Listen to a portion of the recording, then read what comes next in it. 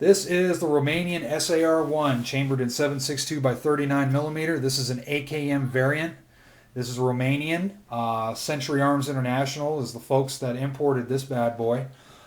This is the basic AKM variant to the core. There are no frills with this rifle. This is a standard semi-automatic rifle. You can see the classic lines, wood and steel. The only polymer piece is this right here, which is the pistol grip. It's a textured polymer, which you see a lot with the Century Arms International type AKM variants. So some of the things about this rifle that sets it apart from standard Wasser rifles and whatnot, as you can see, standard Wasser 10s don't have the stampings on the side. The GP 1975s do and whatnot, but the standard old Wasser 10s do not. Up here you can see this is a standard chrome line barrel, 1 in 10 right hand twist, I believe, with the 4-groove rifling.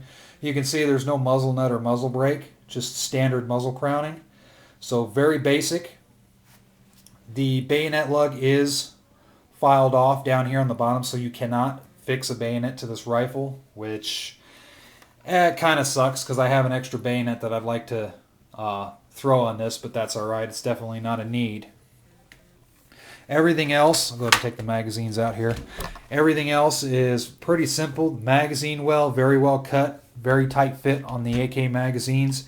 Standard magazine release, safety / dust cover, and nothing special about the bolt operation. Standard Kalashnikov style sights, graduated up to 1,000 meters, which is optimistic at best for the 7.62 by 39 round.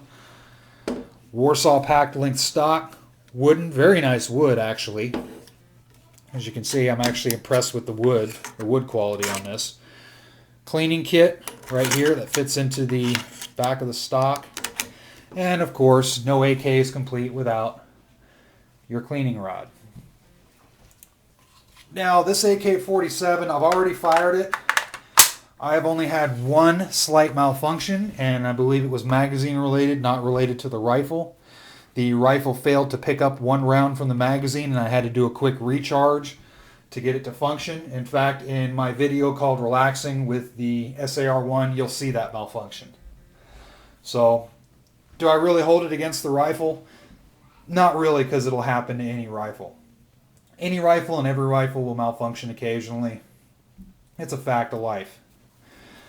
Some of the things I like about this classic AK is, number one, the looks. It's a classic AK, or AKM variant, I should say, rather. So it's nice to have. The wood grain is actually pretty decent.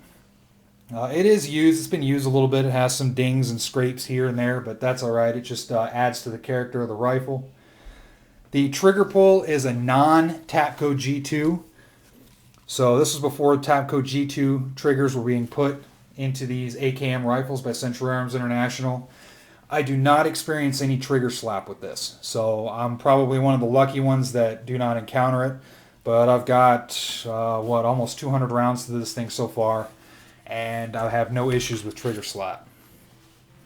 Everything else is solid. The accuracy is pretty good. The sights are pretty much right on. I haven't shot it at extreme distances yet. All I've shot it out to is 200 yards so far.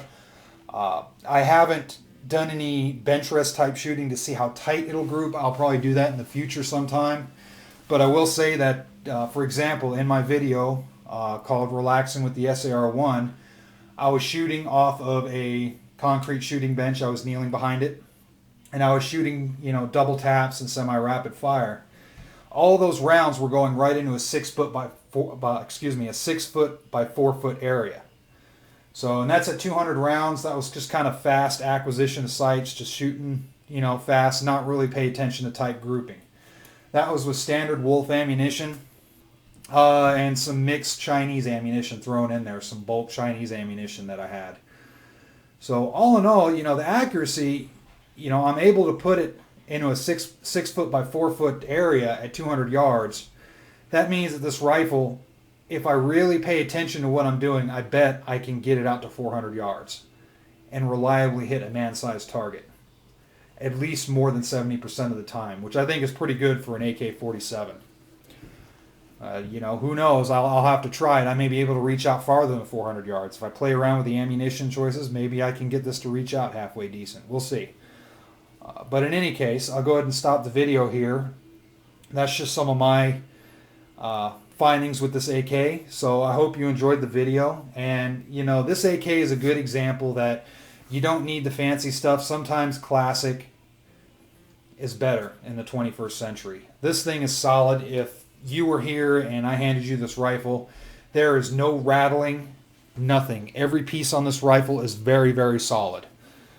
So I would not feel undergunned if I was taking this into a so-called battlefield of sorts and I was up against guys with optics and whatnot. I wouldn't feel undergunned at all with this. So in any case, feel free to leave a comment or a question, and thanks for watching.